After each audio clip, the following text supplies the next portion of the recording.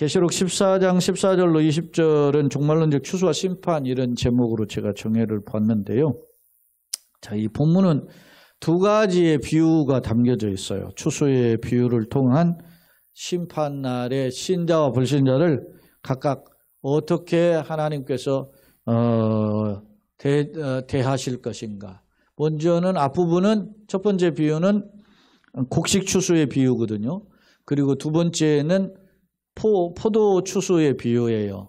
그러니까 곡식 추수는 마치 알곡을 모아 곡간에 드리는 것처럼 구원받을 백성을 주님께서 친히 곡식을 낫을 가지고 거두어 가지고 곡간에 들이시는 그런 내용의 비유가 있고, 두 번째 비유는 포도송이를 따서 천사를 통해 가지고 포도송이를 따가지고 포도송이를 어떻게 합니까?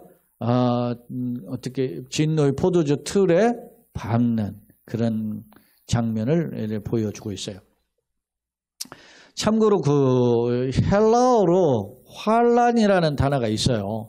환란이라는 단어가 있는데, 왜 예를 들어서 환란과 핍박과 권고와 뭐 이런 표현들을 할 때 환란이 있지 않습니까? 이 환란이라는 단어가 헬라어로 들립시스인데, 이게 어떤 단어의 의미를 가지고 있냐면 두 가지 큰 의미가 있어요. 하나는 그 곡식을 탈곡을 할 때 우리가 지금은 그냥 탈곡기로 다 탈고 갔는데, 옛날에 그 곡식단을 이렇게 하고 보리단 놓고 하면은 옛날에 이 도리깨, 지금 진짜 저 어렸을 때 도리깨 해가지고 뭡니까? 끝에 막대기 끝에 이렇게 해서 거기에 대나무 매듭 메고 대나무를 이렇게 달아가지고 있는 게 있어요. 그거 가지고 세 가닥 네 가닥 이렇게 돼 있는데, 그걸 가지고 딱 곡식을 때리면 막 곡식 나달이 타타타타탁 떨어져요. 그걸 도리깨질이라고 하는데, 그 도리깨질을 당하는 곡식의 입장에서 그 표현이 뭐냐면 들립시스예요. 또 하나는 이스라엘 같은 경우는 포도주를 따잖아요. 이스라엘 포도는 우리 포도 거봉보다도 크잖아요. 근데 그런 포도를 이게 포도주 틀이 이렇게 웅덩이처럼 속 파여 있어요. 근데 거기다가 이 포도를 놓고 이제 사람이 가서 맨발로 밟죠. 위에서 막 짓이게요. 그러면 포도 알맹이 터지고 껍질 터지면서 막 즙이 나오죠. 그러면 그 밑으로 이렇게 해서 이제 구멍을 뚫어 가지고 그걸 즙을 따로 만드는 항아리가 있단 말입니다. 그런 포도가 사람에게 짓밟힘을 당하는 입장을 뭐라고 그래요? 환란, 들립시스라 이렇게 표현을 해요. 그러니까 이 이야기가 좀 장황했는데 오늘 추수의 개념을 우리는 엿볼 수 있어요. 자, 한번 봅시다. 그럼 추수는 어떤 건가? 서론 부분 두 가지의 추수의 비유를 통해서 심판날에 신자와 불신자에 대한 결과가 다르게 나타날 것임을 보여주고 있다. 먼저 곡식 추수는 예수 그리스도께서 낫을 가지고 알곡을 추수하는 장면이, 알곡은 성도들을 가리켜요. 알곡을 모으시는 장면이기 때문에 이것은 구원의 비유이다라는 것이 있고요. 두 번째, 포도송이 수확은 수확과 함께 진노의 포도주 틀에 넣었죠. 그걸 받고 진 이기잖아요. 그렇게 던지면 불신자가 당할 준엄한 심판에 대한 내용임을 엿볼 수 있어요. 자, 이는 언제 이루어지죠?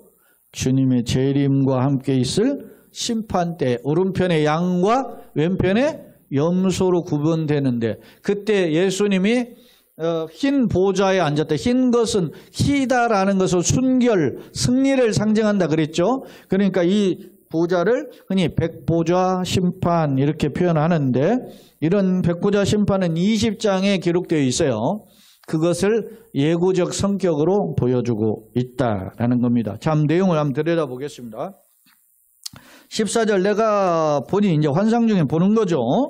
흰 구름이 있고, 흰 구름이라고 하는 것은, 구름은 하나님의 임재의 표현이었죠. 구약에서나 신약에서나 하나님의 영광 중에 나타나심을 표현할 때 뭐라고 어떻게 해요? 구름이에요. 그래서 이스라엘에 하나님께서 임재하시고 출애굽 과정 속에서 임재하실 때 구름 기둥, 불 기둥 인도하시죠. 그리고 하나님이 그 광야에서 성막을 만들어 놨을 때 성막에 함께 하시는 사인을 어떻게 해요? 구름이 가득했어요. 그리고 이스라엘 백성이 시내산에서 하나님의 율법을 받을 때 시내산에 어떻게 해요? 구름이 가득했죠. 이게 다 하나님의 영광이에요. 자, 우리가 구름 가운데 예수님이 승천하실 때 올려가신지라 나오죠. 그러니까 구름은 하나님의 임재하시는 영광을 상징한다. 그래서 흰 구름이 있고 위엄과 영광이죠. 그 구름 위에 누가 계셔요? 인자와 같은 이가 앉으셨는데, 그러니까 구름 위에 계시는 그 영광의 모습을 보여줘요. 그 머리에는 뭐가 있습니까? 큰 면류관이 있고 그 손에는 예리한 낫이 있다. 예리한 낫은 아주 잘 드는 낫이니까 추수가 딱 준비됐다. 이것이 상징적으로 보여지죠. 그런데 가졌더라. 또 다른 천사가 성전으로부터 나와가지고 구름 위에 앉으신 이를 향하여, 구름 위에 앉으신 이가 누구예요 지금? 아까 인자와 같은 이라고 그랬죠. 그분은 누굽니까? 예수님이죠.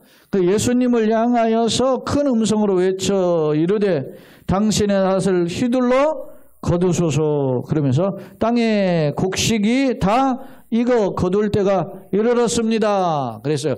그러니까 하나님의 곡식이 다 익었다. 추수할 곡식이 익었다. 이 말은, 이 곡식은 누구를 이야기하죠? 알곡을 가리키는 신자들을 가리키는 믿음의 성도들을 가리킵니다. 그렇게 하니까 구름이 앉으신 이가 지금 예수님이죠. 인자이신 예수님이 낫을 땅에 휘두르매 땅의 곡식이 어떻게 해요? 거두어지더라. 이 말은, 이거는 곡식은 뭡니까? 신자들을 하나님이 추수하시면서 하늘 창고에 들이시는 과정을 묘사하고 있어요.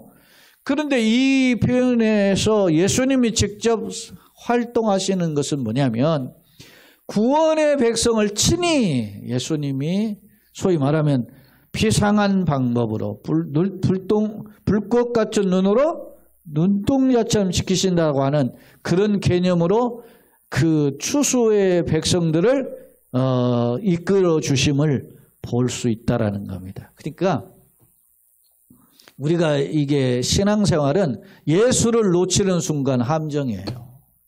우리가 예수를 붙잡아야 됩니다. 날씨가 이렇게 추우니까 아주 그냥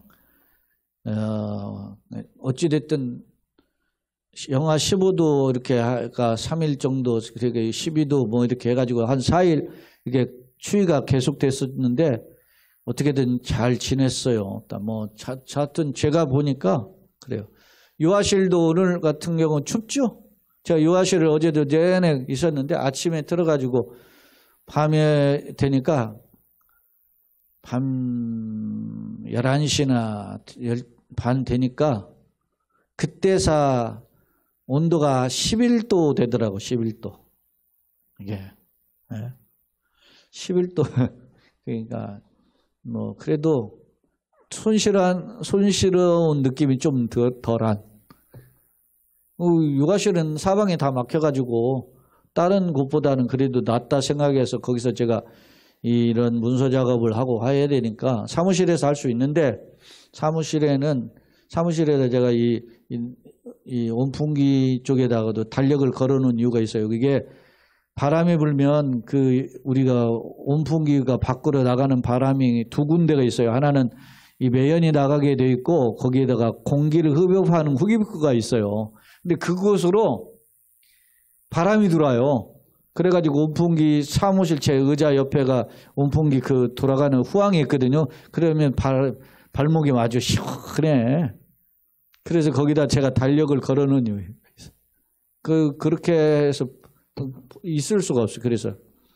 그래서 이번에는 거기다 이제 아예 달력을 걸고 온풍기 좀 나중에 떼보자 이렇게 했는데 어찌됐든 이번 주간에는 낮 기온 밤에는 영하지만 낮 기온은 영상 2도 3도 이렇게 올라간다니까 영하 뭐 7도 그렇게 낮 기온도 했던 지난 주간보다는 나을 것 같습니다. 보도에 의하면 12월 달에 영하 15도 간 그런 케이스가 없다고 해요.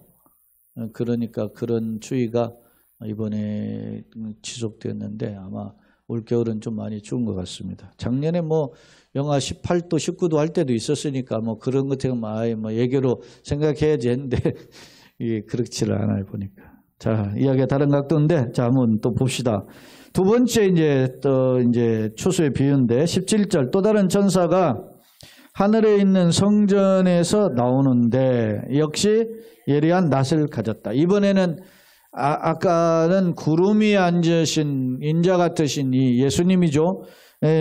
이제 추수를 했는데 이번에는 예리한 낫을 가진 천사가 추수를 합니다. 또 불을 다스리는 천사가 제단으로부터 나와서 불을 다스리는 천사, 강력한 천사에 상징하죠.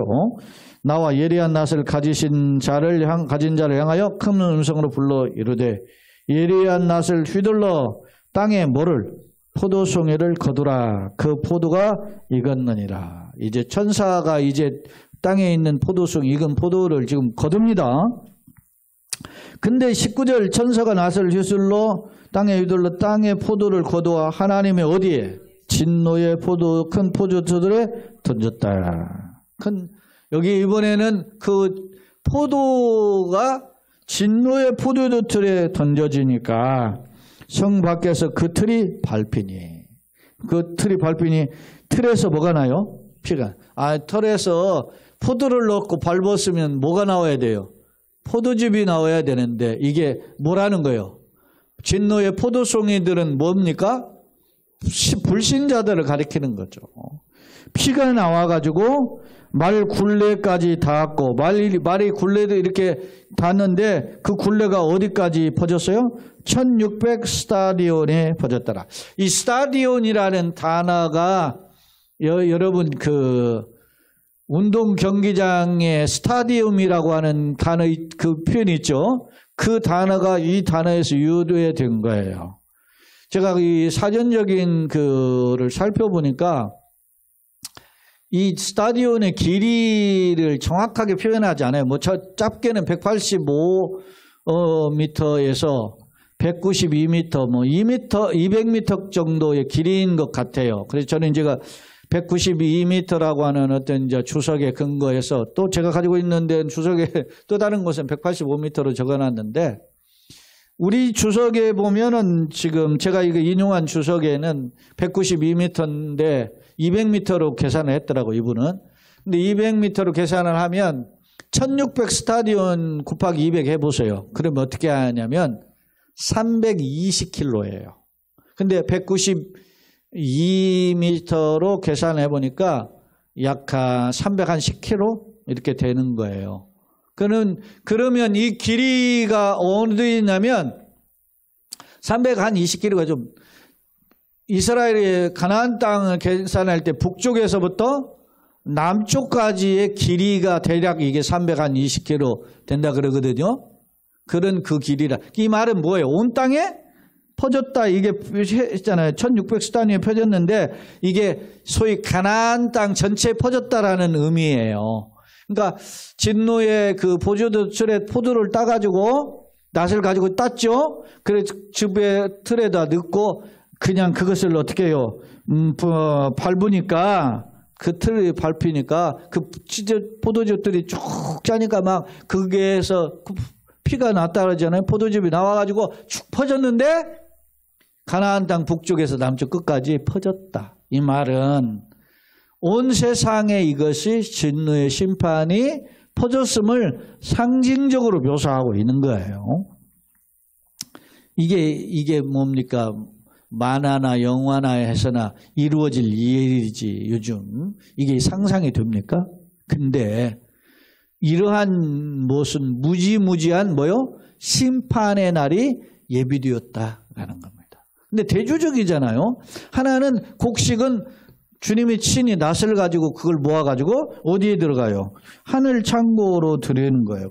곡식을 거두어요. 근데 이번엔 이스라엘에는 곡식과 가나안 땅에는 곡식과 이 열매 이 개념이 강해요. 근데 곡식은 드리고 이 포도즙은 이제 심판으로 비유됐음을 엿볼 수 있어요. 자, 교재를 한번 정리해 보겠습니다. 두 번째 화면인데요. 구름 위에 앉으신 이가 인자죠. 인자는 소위 son of man이잖아요. 그러니까 사람의 아들이라는 표현이에요. 근데 이 표현은 구약에서도 에스겔서와 다니엘서에 표현되어 있는데 특히 에스겔서에는 많이 표현되어 있죠. 근데 이 인자라고 하는 인자 같은 이는 예수님의 겸손을 상징하는 표현으로서 인자라는 표현을 사용했어요. 그러니까 인자는 그래서 예수님이 인자라고 스스로 표현했잖아요. 인자 같은 이는 예수님을 가리키는 표현이다 라고 하는 점입니다. 자, 인자 같은 이가 낫을 가지고 땅을 추수하는 광경을 요한이 목격했는데요. 흰 구름은 마치 빛난 구름처럼 하늘에 계신 그리스도의 위엄을 상징한다 그랬어요. 또 그 면류관은 영원한 통치권이다. 영광의 면류관임을 보여주죠. 그리고 낫은 최후의 심판, 낫을 가지고 추수하려는 그런 거기 때문에 최후의 심판권을 가리킨다라고 하는 표현이고, 그 다음에 이제 읽어봅시다. 즉 추수의 비유는 심판을 의미하는데 그러나 택한 백성들에게는 구원의 때임을 보여준다 그랬습니다. 자, 이 말씀을 통해서 우리가 살펴볼 수 있는 것은 추수는 심판의 날이지만 결국은 언제다? 성도에게는 구원의 날이다. 두 번째 이제 비유예요. 17절로 20절. 낫을 가진 천사가 땅에 포도송이를 거두어 하나님의 진노의 포도주 틀에 던지죠. 이게 불은 심판을 상징한다. 또 제단은 참고로 불이 어디서 나와요? 그걸 설명을 안 했네요. 자, 18절에 보면 또 불을 다스리는 다른 천사가 어디로부터 나와요? 제단으로부터 나오죠. 이 표현에 대해서 학자들의 해석들이 있는데 그 중에 하나가 제단에서 불이 나오는 불은 심판이잖아요. 왜 제단에서 불이 나왔을까라고 할 때 제단은 하나님의 임재의 장소죠. 그런데 참고로 제가 이거 교재에도 이게 6장 9절로 10절, 8장 3절, 5절에 보니까 거기에 보면 제단 앞에 향로가 있는데 향에는 향이 가득했지요. 그 향은 누구였죠? 뭐였죠? 성도들의 기도였단 말입니다. 그래서 학자들이 해석을 하기를 이 제단의 불이 제단에서 나오는데 성도의 기도를 들으심에 대한 하나님의 리스폰스, 응답이라는 거예요. 그래서 최후의 심판되는 하나님의 성도 그 탄원하는 우리의 억울하심을 신원하여 주시면 어느 때입니까? 물어보잖아요. 앞서 우리가 6장에서도 보고 8장 보니까 그러니까 그거에 대한 응답으로 이제 때가 되니까 하나님의 제단에서 불이 나와서 그들을 어떻게 해요? 심판하는 거죠. 그러니까 바다에서 올라온 짐승, 땅에서 올라온 짐승 아무리 발악을 해도 이 진노의 불을 피할 수가 없지요. 오늘날 제가 그래서 마라톤 레이스 이야기도 해놓은 것이 우리가 마라톤에서 보면 어떤 사람은 1등을 하는데 막 한다고 막 카메라 다 비추고 스포트라이트를 받잖아요. 그러나 마지막 골인 지점에 들어올 때 보면 또 다른 사람이 들어오기도 한단 말입니다. 인생이 이와 같은 겁니다. 세상에서는 잘 나가고 그러면 막 그게 대단한 것처럼 열광하지만 그러나 하나님의 은혜가 임하면 어떻게 해요? 그 하나님의 백성은 알곡은무와 곡간으로 그리고 이제 쭉정이는 불사르게 되죠. 그러한 모습을 대변하는 표현이 오늘 이 18절에 대한 내용임을 알 수 있어요. 자, 그래서 제단은 그런 의미다라는 겁니다. 거기에 보면은 이제 포도가 익었다라고 하는 무르익다라는 뜻인데 그 열매가 익어갈 때가 되었다라는 것으로 마지막 끝이 목전에 도달했다라고 하는 점을 이야기하고 있어요. 그 다음에 이제 땅의 포도는 하나님을 거부하고 우상과 짐승에게 절한 자들을 가리킨다. 그리고 포도주 틀에서 즙을 짜내서 짓밟히는 것을 하나님의 준엄한 심판을 상징한다. 그리고 이제 스타디온이라는 표현을 제가 했는데 대략 이제 여러 가지 설이 있는데 그중에 192m를 계산해 볼 때 한번 봅시다. 왜 1600 스타디온인가? 땅의 수, 사람의 수죠. 4와 히브리의 숫자는 10이 제일 큰 수예요. 만수. 그리고 곱하기 이걸 곱하면 40이죠.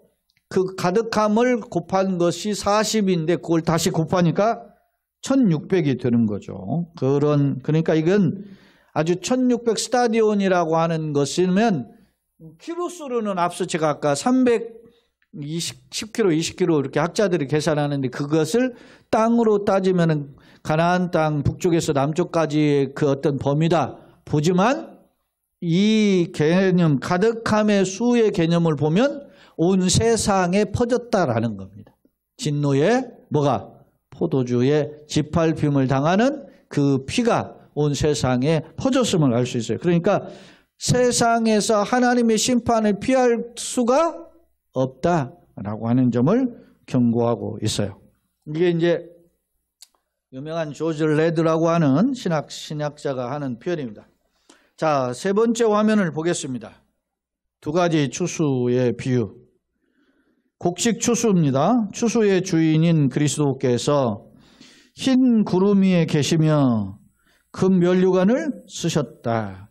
즉 예수께서 곡식을 추수하는데 이는 알곡 택한 성도를 모으는 장면을 보여주고 있다. 두 번째 포도송이 추수.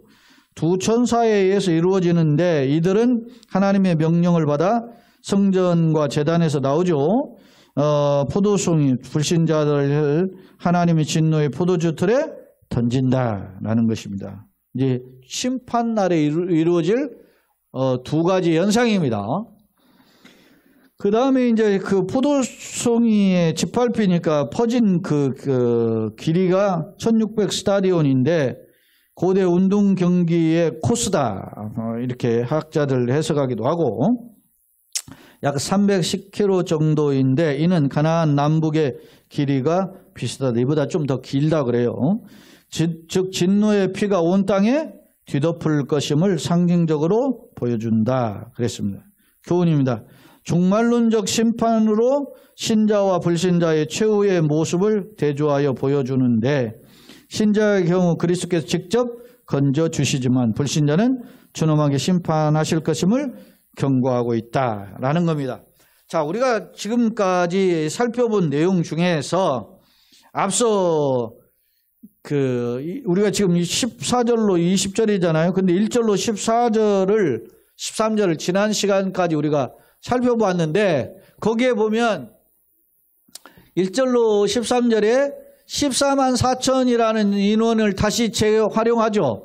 재거론해요. 그런데 그 거론하는 이유가 뭐냐면 이 사람들이 무슨 노래를 부르죠? 새 노래, 구원의 새 노래를 부를 자들이다 라고 이야기하고 있고 그리고 13절에서는 지금 이후로부터 주 안에서 죽는 자들이 복이 있다라고 하는 선언도 있었음을 우리는 엿볼 수 있었습니다. 정리해보면 종말론적 추수의 심판 때에는 그런 동시에 8절에 보면 무너졌도다 큰 성 바벨론이라 했어요. 그러니까 바벨론은 무너지지만 하나님의 나라는 다시 세워질 것임을 이야기하고 있는 거죠. 하나님의 백성은 바벨론은 무너지면 하나님의 나라는 영원하다. 그러니까 하나님의 나라는 어떻게 이루어지죠? 새 하늘과 새 땅, 그런 새 예루살렘 성으로 이루어짐을 알 수 있습니다. 결론입니다. 자, 마라톤 경주를 보면 레이스 중에 선두였던 선수가 선수가 아닌 다른 사람이 우승하는 경우를 종종 목격할 수 있다. 인생도 이와 흡사하다. 세상에는 박수받는 사람들이 많지만 그들 모두가 하나님의 심판대 앞에서 웃을 수 있는 존재라고 단정할 수 없다는 점이다. 두 가지 추수의 비유는 성도가 나그네 인생에서 왜 인내하며 생명의 말씀을 붙잡고 믿음을 지켜야 하는지를 역설적으로 교훈하고 있다. 그렇죠? 마지막 심판대 꼬린 때 보니까 다르더라는 거죠. 아니 말이지. 천국 저 사람은 저런 사람은 천국 갈 줄 알아. 못 간다는 거지. 세상에서 잘 나가는 사람. 그런 것이 통하는 시대가 되어버렸단 말이에요. 여러분, 그래 나는 이 간증이라는 걸 별로 그렇게 좋게 안 본다고 제가 그랬잖아요. 내가 보면 간증이 누군가에게 덕을 끼치는 게 아니라 지자랑하는 것이 돼버리는. 그래서 결코 건강한 태도가 아니야. 그래서 특히 제가 여러분들 저는 누가 연예인 중에 누가 어떻게 했는데 그 변화 받아가지고 뭐 했다 그래. 특히 들은 채도 안 했잖아요. 그런 거. 왜? 그런 사람일수록 더 지켜봐야 돼. 세상에서 유명한 사람일수록 그 사람이 어떻게 예수 믿었다. 뭐가 그렇게 그게 중요한 거냐고. 여러분, 이름도 없이 빛도 없이 세상 속에서 초라하지만 그냥 신앙생활 묵묵히 하는 사람, 그 사람들이 더 값진 거야. 그 사람들이 간증해야 돼, 사실은요. 그 어려움 속에서도 예수를 믿는 사람. 왜 그런 사람이 간증거리가 왜 안 되느냐. 유명한 사람이 뭐가 그렇게 간증거리가 돼야 되냐. 나는 그게 세상적 시각이라니까요. 우리는 끊임없이 그거를 점검해 보아야 돼요. 세상에 예를 들어서 그랬던 사람은 여러분이 모두 다 긍정의 이미지가 있는 게 아니에요. 그 부정적인 이미지를 다 그 쓴물을 다 뽑아낼 때까지 그냥 나는 아무 말 안 하고 조용히 있었으면 좋겠어. 그런 사람이 막 별로 비호감이었던 연예인이었는데 어느 날 갑자기 예수 믿고 은혜를 받았다고 간증하고 돌아다닌다. 아우 그 비호감이나 안 했으면 좋겠다. 그런 생각이 딱 들대. 이게 우리에게 주어지는 참 굉장히 중요한 메시지예요. 아무리 세상에서 잘 나가는 거 여러분 결코 그것이 물론 기회 그걸 다 외면할 필요는 없어요. 박수도 쳐줘야 되고 인정해줘야지. 그러나 조심해야 됩니다. 그러다가 넘어지면 왜 그래요? 예수님도 이야기했고 야고보 장로도 이야기하고 있어요. 너희가 많이 선생되지 말라. 왜? 선생된 자에게는 많이 어떻게 해요? 찾는다는 하나님. 많이 맡겨줬기 때문에 많이 찾아. 그러니까 어떻게 보면 목사에게 더 큰 하나님의 책망이 있는 거예요. 야 임마 너 그렇게 해서 그런 지도자 되었더니 너 그렇게 살았어? 물어보면 뭐라고 하겠어요. 그래서 제일 어려운 부분이 있는 거지. 오늘 우리가 이런 부분을 조심할 필요가 있어요. 세상에 결국 1등하는 사람이 신앙도 1등하는 것은 아니다라는 걸 보여줘요. 자, 예컨대 예수님은 성도들을 직접 구원하지만 불신자는 진노의 포도주 틀에 던져질 것이라는 사실이다. 나는 어떤 소망을 품고 이 땅에서 살고 있는가? 썩어질 것을 자랑하는 시대에 예수 그리스도를 바라보고 동행하는 참된 승리자들이 다 되시기를 예수님의 이름으로 축원합니다. 아멘. 내일은 11시